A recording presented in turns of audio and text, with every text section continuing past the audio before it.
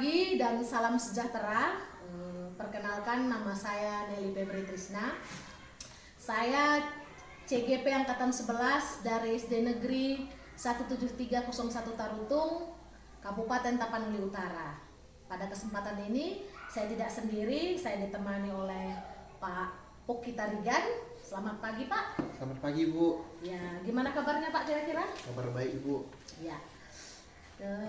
Sehat ya, Pak ya? Sehat. Oke, puji Tuhan. Nah, hari ini kita mau mengadakan percakapan, Pak ya, namanya percakapan pra-observasi. Nanti saya akan mengamati proses pembelajaran yang Bapak lakukan. Nah, tapi sebelum itu saya akan bahwa nanti dalam observasi itu kita akan melakukan termasuk juga yang namanya supervisi. Nah, adapun tujuan daripada supervisi itu adalah untuk mengetahui dan mengevaluasi proses pembelajaran yang ingin Bapak lakukan nanti ya, Pak ya. Baik, Bu. Nah, di sini Pak, sebagai persiapan awal, kita akan melakukan yang namanya percakapan pra-observasi, di mana percakapan ini dilakukan supaya nanti Bapak dapat mempersiapkan segala sesuatu dan memberikan yang terbaik kepada murid kita saat nanti melaksanakan observasi. Ada sedikit pertanyaan yang ingin saya tanyakan pada percakapan ini ya, Pak ya. Di sini yang pertama saya mau bertanya, kira-kira Pak ya, apa tujuan pembelajaran yang ingin Bapak capai saat belajar nanti, Pak? Baiklah, Bu, Ibu. Mungkin adapun tujuan pembelajaran yang ingin saya capai adalah mungkin yang pertama, murid mampu mengidentifikasi peran makhluk hidup pada rantai makanan. Nah, yang kedua, murid dapat mendeskripsikan hubungan antar makhluk hidup dalam bentuk rantai makanan. Berarti intinya ada dua tujuan ya, Pak ya? Iya, Bu. Benar. Oke, berarti masalah mengidentifikasi dan menyampaikan tadi, membedakan ya, Pak ya, peran masing-masing makhluk hidup dalam satu ekosistem. Iya, Bu. Pak ya. Oke. Nah, untuk yang kedua yang ingin saya tanyakan, kira-kira bagaimana atau area pengembangan yang seperti apa yang ingin Bapak capai saat observasi nanti, Pak? Nah, pengembangan yang ingin saya capai pada pembelajaran itu mungkin ada 3, Ibu. Yang pertama itu adalah dari segi pengetahuan, keterampilan, dan keaktifan. Nah, di mana dari segi pengetahuan yaitu siswa mampu mengidentifikasi peran setiap makhluk hidup pada rantai makanan. Nah, yang kedua, bagian keterampilan, di mana siswa dapat mempresentasikan bersama-sama kelompoknya hubungan antar makhluk hidup dalam bentuk rantai makanan dengan baik.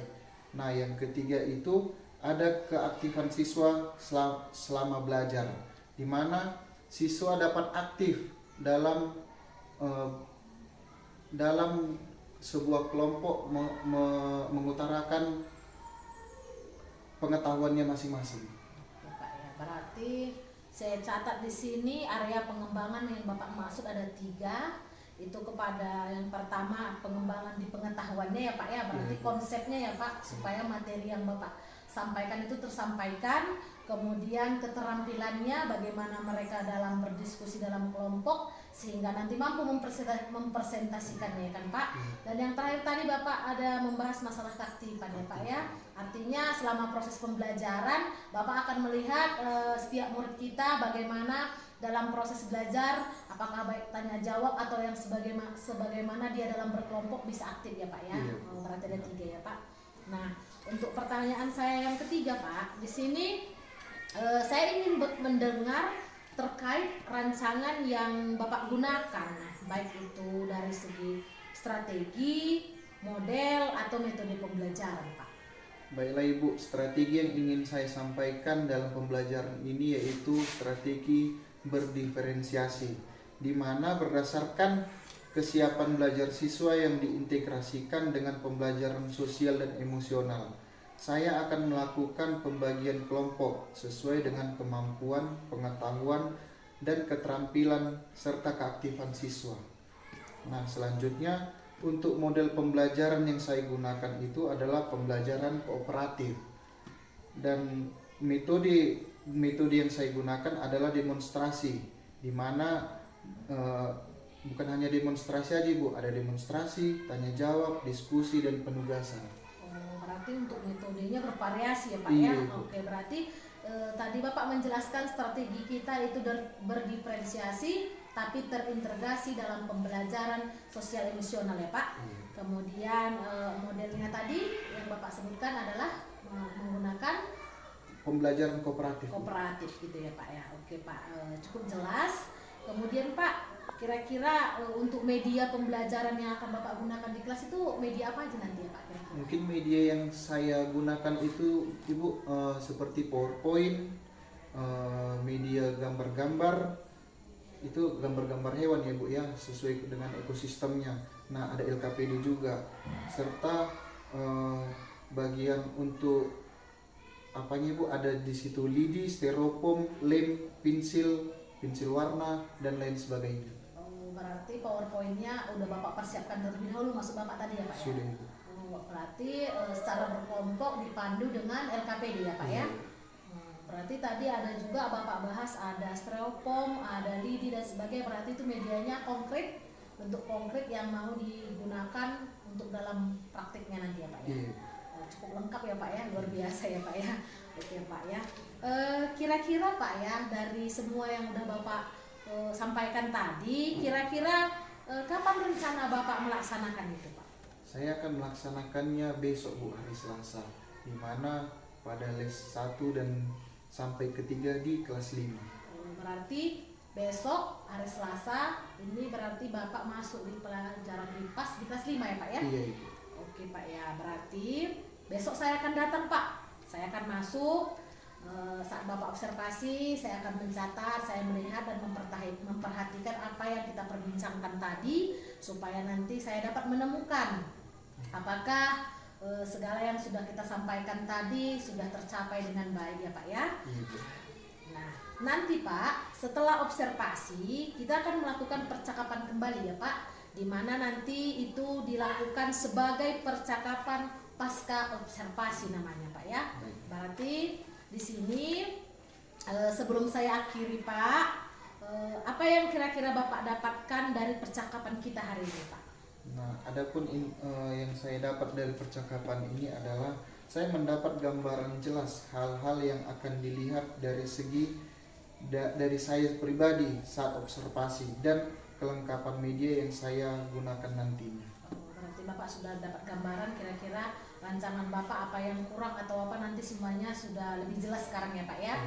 Oke Pak, untuk itu saya ucapkan terima kasih banyak ya Pak Tarigan. Sama-sama, untuk Ibu. waktunya sudah bersedia melakukan perbincangan dalam kegiatan praobservasi ini. Sampai bertemu besok, semoga sukses ya Pak ya. Baik, Bu. Terima kasih Bu.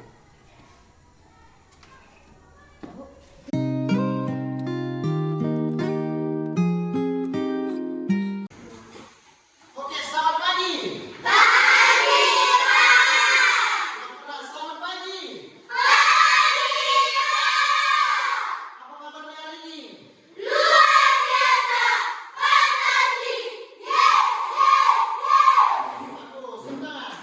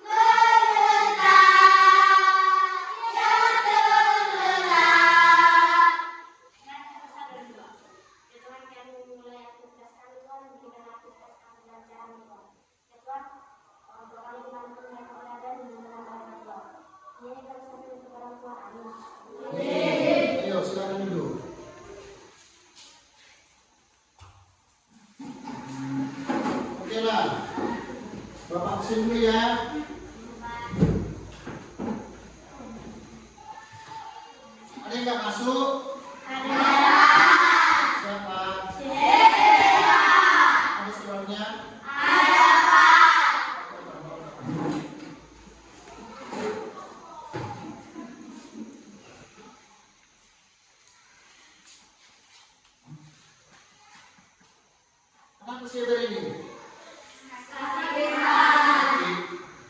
Oke, nanti pulang sekolah kita jenguk keluar ya.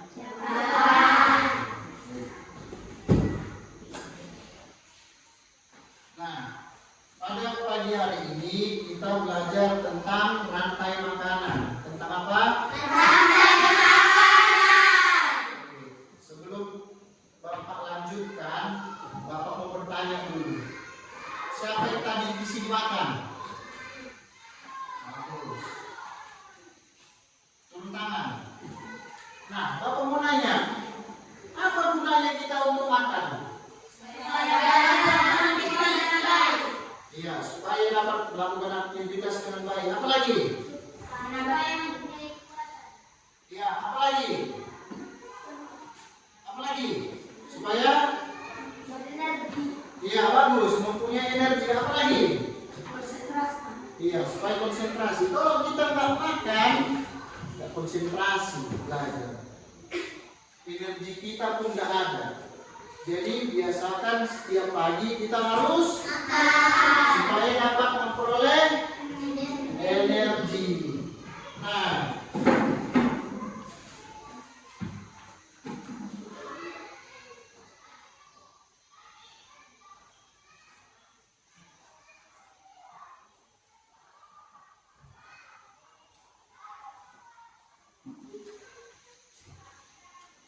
ini dia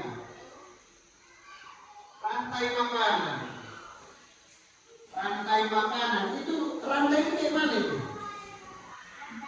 Rantai itu saling ada. Iya, saling menyambungkan. Itu rantai kan? Berarti kalau rantai itu saling menyambung. Misalnya, kalau padi nggak ada yang makan, gimana itu? Kalau padi nggak ada yang makan, busuk dia kan? Nah, kalau katak nggak ada yang makan, mati kan? Nah, begitu juga dengan kita. Kalau kita nggak makan, apa yang terjadi? Nah, mati dulu, lemas dulu, karena nggak ada energi. Terus sakit. Nah, selanjutnya Bapak mau menjelaskan tentang apa itu rantai makanan. Bisa kita lihat di slide. Apa itu rantai makanan? Rantai makanan adalah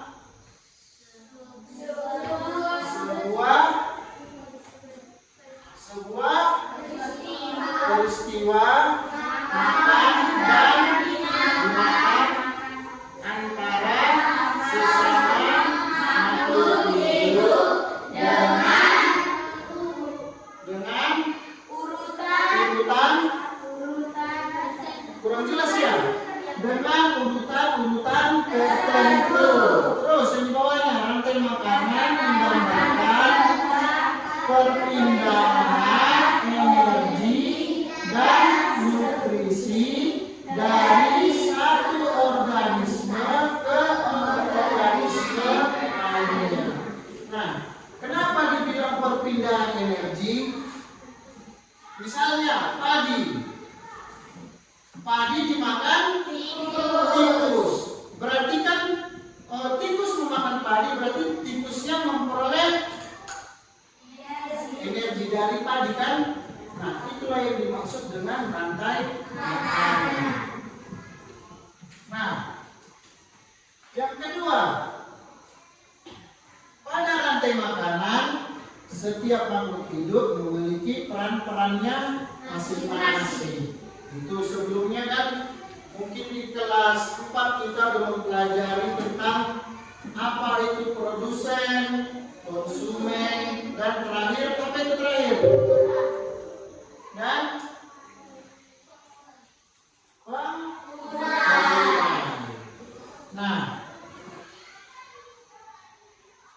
adapun tujuan pembelajaran kita hari ini adalah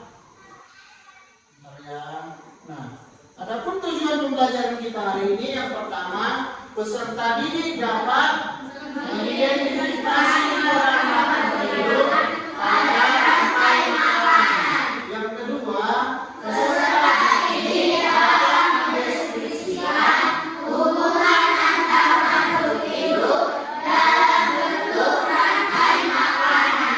yang ketiga, Kesetaraan ini dapat mendeskripsikan hubungan makhluk pada jaring-jaring makanan. nah di sini kita mempelajari rantai makanan supaya kalian dapat mengetahui peran makhluk hidup pada rantai makanan. Nah, disitulah kita nanti akan mengetahui mana produsen, mana konsumen, dan mana dekomposer atau pengurai. Nah, di konsumen itu terdiri dari beberapa bagian. Ada konsumen primer, tersier, dan sekunder. Nah, harus bisa itu nanti ya. Nah, yang kedua ini, peserta didik dapat mendeskripsikan hubungan makhluk hidup dalam bentuk rantai makanan. Nah, jadi kalian di sini nantinya dapat membayangkan mana duluan dimakan. Bisa nggak tikus memakan elang? Nggak bisa kan? Nah, jadi dia itu harus berurutan nanti dia. Ada dia namanya konsumen pertama, konsumen kedua, dan konsumen ketiga. Sampai ke dekomposer atau pengurai. Oke.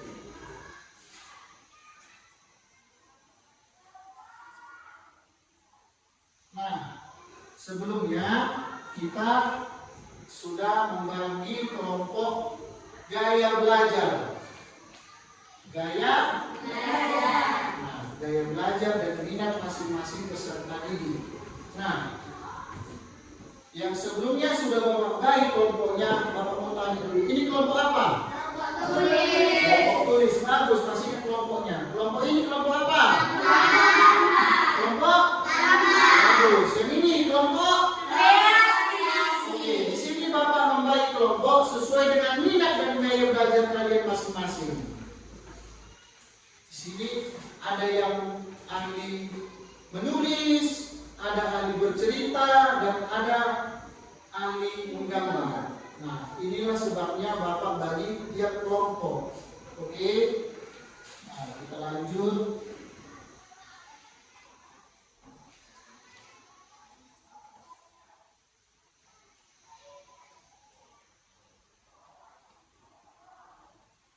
Nah, yang tadi ini, Bapak mau tanya dulu. Ini gambar apa? Urutannya gimana ini? Begini kah atau begini? Nah, seperti rantai kan bersatu dia kan saling menyambung kan? Yang ada putus-putus. Itulah yang disebut dengan rantai. Nah, ini yang pertama, ini gambar apa? Yang kedua? Yang ketiga? Keempat? Kelima? Jamur atau pengurai atau bagus. Nah, melalui gambar ini kita dapat melihat urutannya. Padi dimakan tikus dimakan ular dimakan elang mati diurai jamur atau pengurai atau dekomposer. Jadi di sini dari yang 5 gambar ini, di sini kita tahu produsen itu biasanya tumbuh-tumbuhan. Dekomposer produsen itu biasanya tumbuh-tumbuhan. Nah, yang kedua, gambar apa itu? Tikus termasuk apa itu? Hewan, iya bagus, hewan.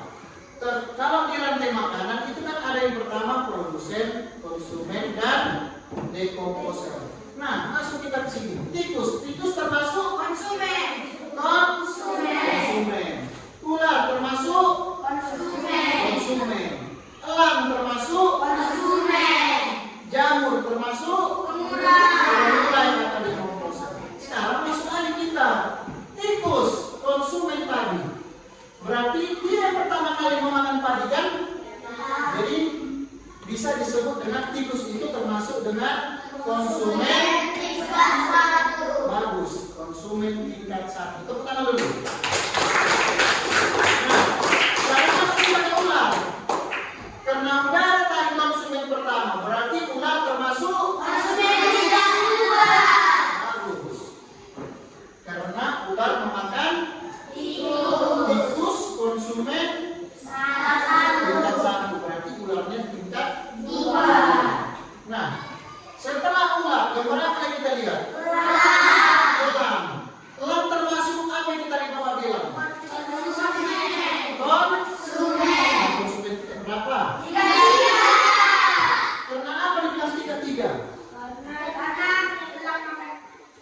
Elang makan ular. Ular termasuk konsumen 3. Jadi kalau ular dimakan elang, berarti elangnya disebut dengan konsumen 3. Bagus. Nah, pada rantai makanan, setiap makhluk hidup memiliki peran masing-masing. Nah, seperti Bapak bilang tadi, produsen itu biasanya tumbuhan yang memperoleh makanannya sendiri. Nah, yang kedua ada itu yang namanya konsumen. Konsumen itu biasanya yang memakan tumbuh-tumbuhan seperti tikus. Tikus makan padi kan? Padi itu termasuk apa itu? Produsen ya. Padi itu termasuk hewan atau tumbuhan? Bagus. Itulah makanya disebut tikus itu sebagai konsumen. Nah, masuk yang ketiga apa itu? Dekomposer disebut juga pengurai atau membantu mengurai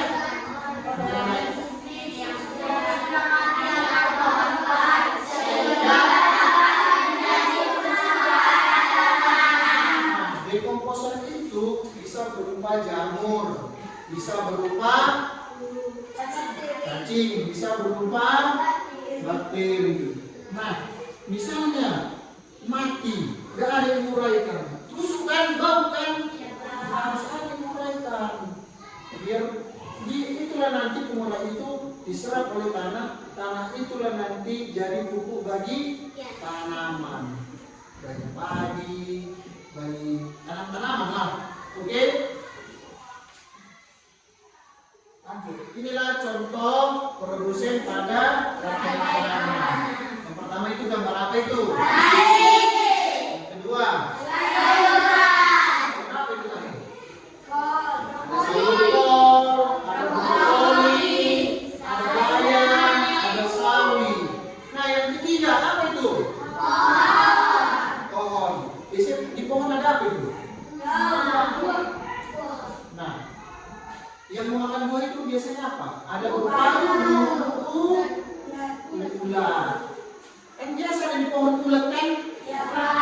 Ulat. Nah, ini contoh konsumen pada rantai makanan. Seperti yang Bapak bilang tadi, biasanya yang konsumen itu biasanya nggak ada itu konsumen itu tumbuhan. Tumbuhan itu udah pasti sebagai produsen bagus. Nah, inilah contoh-contoh konsumen. Apa itu? Gambar yang pertama itu hewan apa? Ada hewan? Nah, yang kedua? Nah, yang ketiga? Yang ketiga? Keempat? Ada banyak contoh-contoh konsumen. Salah satu contohnya ada harimau, ada rusa, ada belalang, ulat, monyet, apa lagi? Kata, apa lagi? Singa, banyak. Pokoknya yang berupa hewan itu, itulah yang disebut dengan konsumen. Iya, kucing, ada apa lagi? Buaya. Buaya itu biasanya hidup di ekosistem mana? Di ekosistem air. Bisa di air, bisa di laut. Kan ada buaya laut kan? Ada buaya rawa kan? Nah,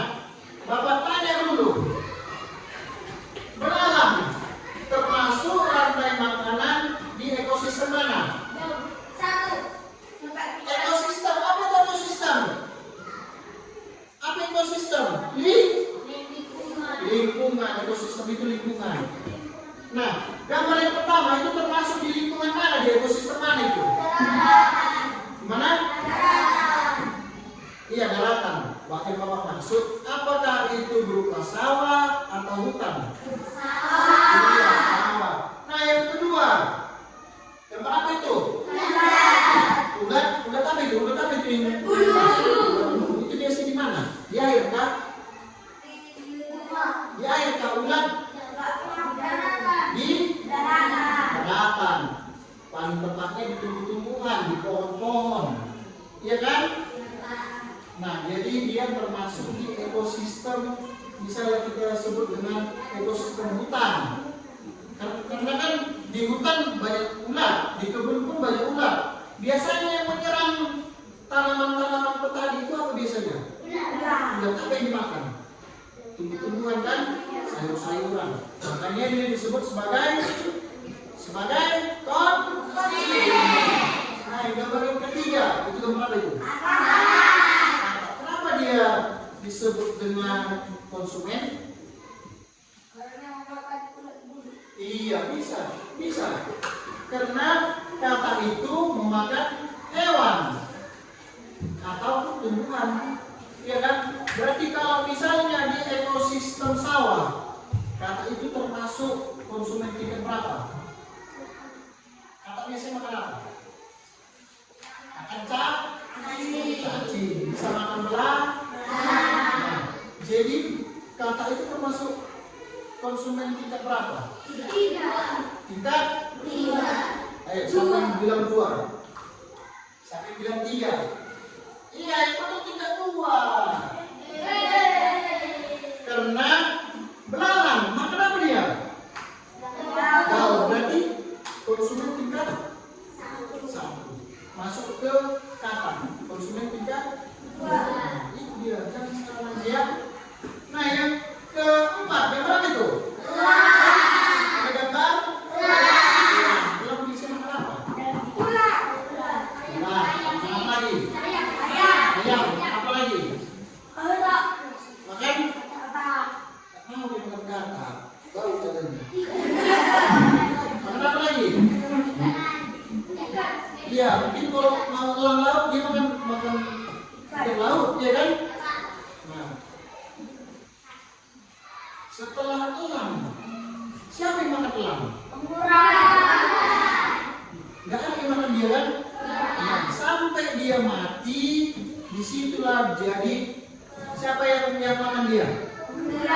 Pengurai.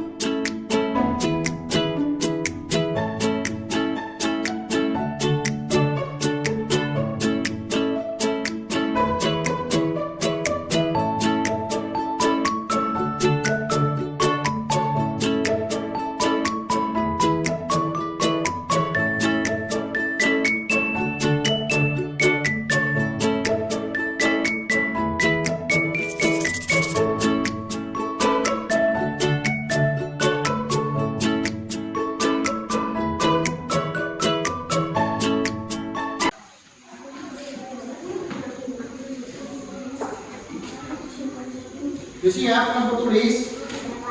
Udah semua? Oke, ayo maju. Iya, semua.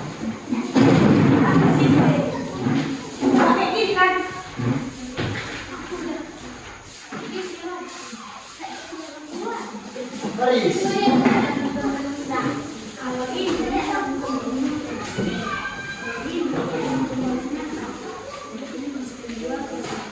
Maju sebelah ke depan. Oke, mulai dari dia, baca. Ya. Kuat. Rantai makanan pada ekosistem sawah. Tadi dimakan Udah, lanjut. rantai makanan pada ekosistem sawah. Tadi dimakan tikus dimakan ular dimakan elang dimakan jagung. Maju depan, kalau udah.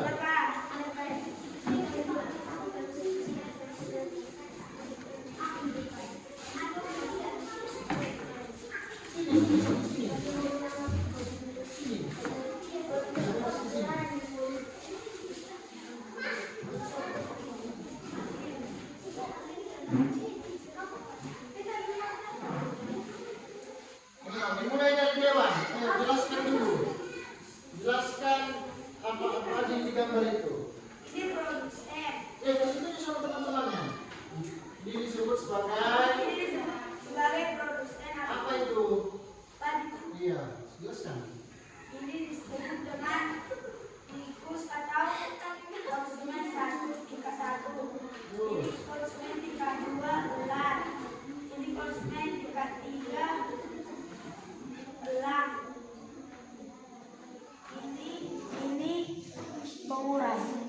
Lanjut.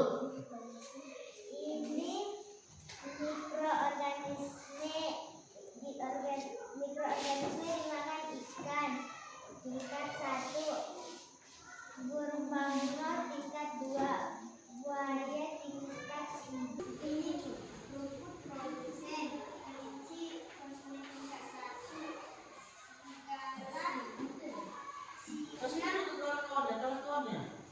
Kawan-kawannya.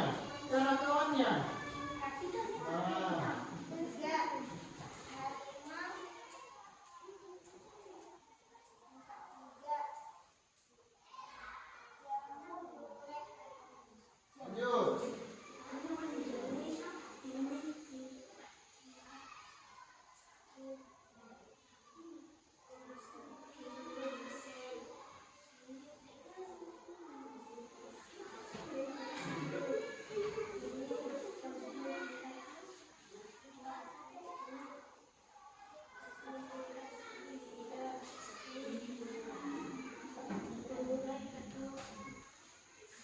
Oke, lanjut. Bagus.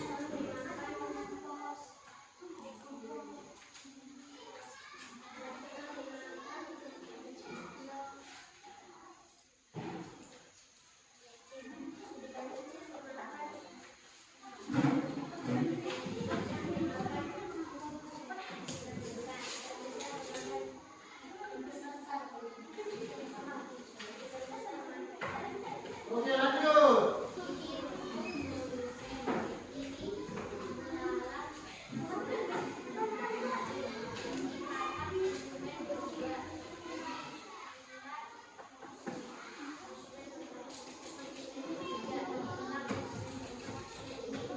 Oke, ulangan. Silakan dulu. Ayo, kelompok tangan maju. Apa yang kalian gambar? Hewan atau tumbuhan? Ayo dijelaskan gambar apa yang kalian gambar. Disebut sebagai apa? Ayo, cepat.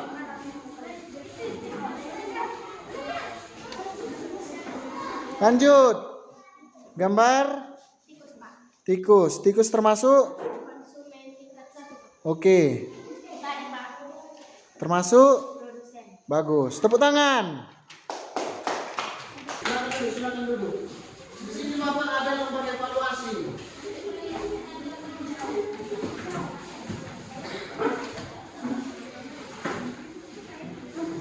Nah, lembar evaluasi ini bisa dikerjakan di rumah. Besok dikumpul ya. Oke.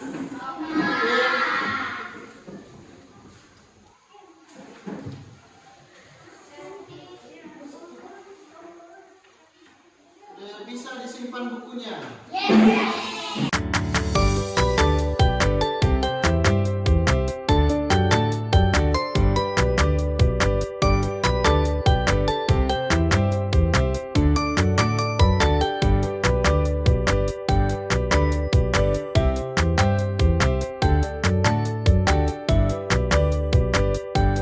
Ayo, siapa mau buat dua? Siapa yang berani ke depan?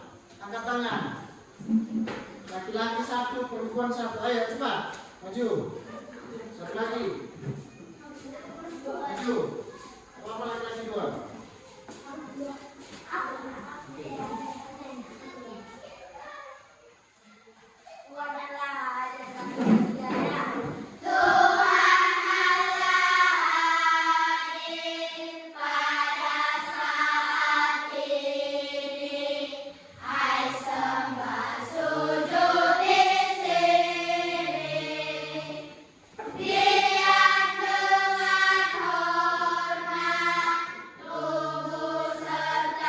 Jiwa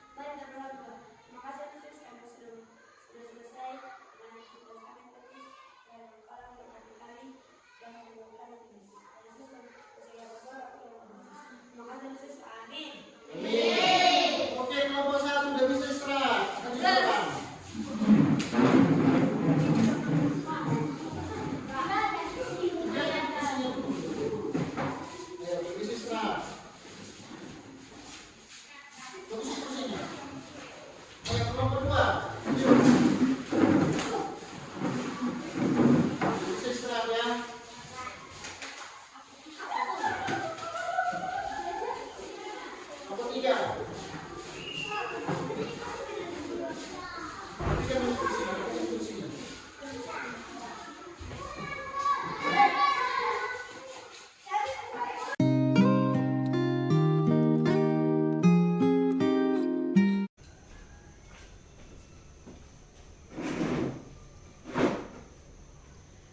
pagi dan salam sejahtera untuk kita semua. Di sini berjumpa lagi dalam percakapan pasca observasi bersama saya Nelly Febri Trisna, CGP Angkatan 11 dari Kabupaten Tapanuli Utara. Di sini saya ditemani oleh Pak Poki Tarigan dan bersama Ibu pengajar praktik saya, Ibu Lesminis Tumpul.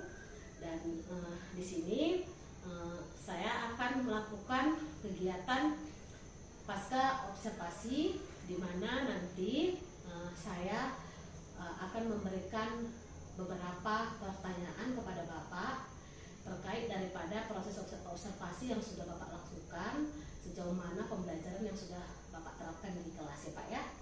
Nah, kemudian saya juga berharap dari proses ini Ibu pengajar praktik bisa menilai dan memperhatikan bagaimana nanti proses percakapan kami ya Bu. Adapun pertanyaan yang ingin saya tanyakan Pak, yang pertama itu kira-kira gimana Pak perasaan Bapak setelah melakukan observasi Pak?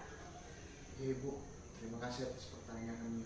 Mungkin perasaan yang pertama sekali saya rasakan itu grogi Bu, karena dimana itu baru pertama sekali saya langsung diobservasi oleh teman sejawat. Oh iya Pak ya, selama ini kita diobservasi oleh kepala sekolah ya Pak ya.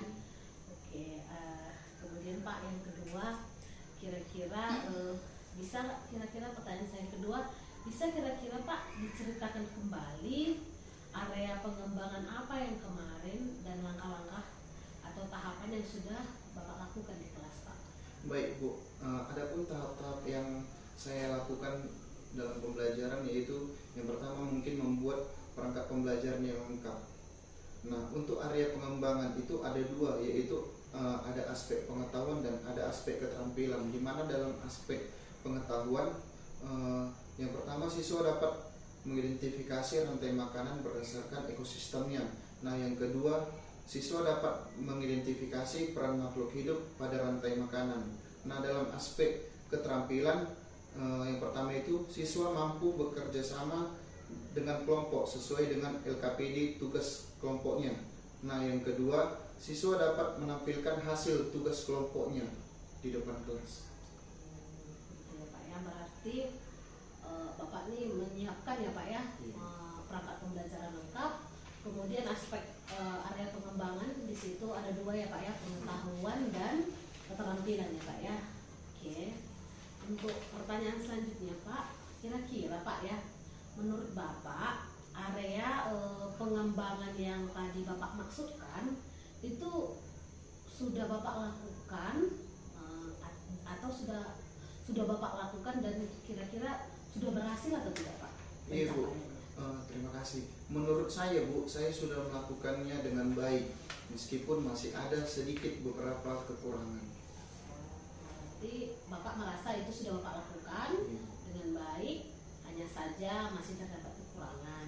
Kalau begitu, kekurangan yang seperti apa yang Bapak maksud di sana Pak? Nah, kekurangan yang saya maksud itu masih ada murid yang tidak terlibat aktif dalam kelompok, masih individual dalam kelompok, menonjolkan diri, masih bukan dalam kelompok gitu dia, bukan satu kelompok, itu masih individu. Berarti maksud Bapak itu masih ada yang lebih dominan gitu Iya. Pak ya di satu kelompok itu, jadi menyebabkan yang lain itu ada yang tidak Kurang aktif. Iya Pak, jadi kalau begitu Pak, kira-kira dari kekurangan itu kira-kira kenapa ya Pak murid itu menurut Bapak lah, kan pengalaman Bapak di dalam itu apa yang menyebabkan murid tersebut kurang aktif gitu dalam kelompoknya Pak? Nah gini Bu, mungkin dalam saat pembagian kelompok, saya melakukan pembagian kelompok masih belum efektif sesuai dengan gaya belajar siswa, dengan kebutuhan ataupun minat, dan masih terlihat ada siswa yang lebih mendominasi dalam kelompoknya. Jadi Bu, rencananya saya akan sesuaikan lagi dengan gaya belajarnya agar lebih efektif dan agar siswa lebih nyaman belajar sesuai gaya belajarnya. Berarti Bapak sudah merasa kekurangannya dari sisi itu ya Pak ya. Dari sisi Bapak sendiri yang belum efektif dari pembagian kelompok yang belum menyesuaikan secara efektif dan gaya belajar ya Pak ya. Dan Bapak berencana melakukan perubahan tadi ya Pak ya. Oke, kalau begitu Pak cukup baik ya, artinya ada perubahan yang ingin Bapak rencanakan. Kalau begitu kira-kira untuk rencana perubahan itu kapan kira-kira mau Bapak laksanakan Pak? Nah, mungkin saya berencana Bu secepatnya Bu, kalau bisa minggu depan. Kalau tidak sempat pun saya akan melakukan di semester berikutnya, karena ini sudah mau ujian. Oh gitu ya Pak ya, berarti secepatnya kalau masih efektif kita laksanakan minggu depan. Tapi kalau misalnya nanti kita ujian tanggal 9 atau tanggal 6 ya Pak ya. Jadi nanti kalau misalnya itu udah sampai di saat ujian, maka rencananya Bapak itu di tahun ajaran berikutnya, semester berikutnya Pak ya. Oke, berarti itu komitmen dari Bapak pribadi ya. Oke. Ya mudah-mudahan Pak apa yang Bapak rencanakan saya harapkan itu bisa terlaksana dengan baik. Artinya anak didik kita benar-benar mendapatkan perubahan yang baik ya kan Pak, sesuai dengan kebutuhan dan gaya belajar mereka. Di sini saya mengucapkan terima kasih Pak pada kesempatan ini Bapak telah mau berbincang-bincang dengan saya dalam proses pasca observasi.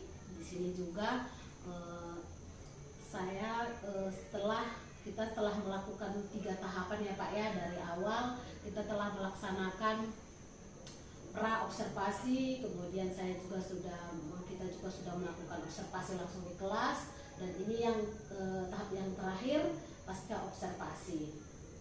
Untuk itu ketiga tahap itu sudah selesai. Saya ucapkan terima kasih banyak kepada Bapak, dan juga saya ucapkan terima kasih banyak juga atas kesediaan Ibu pengajar praktik. Ya, terima kasih.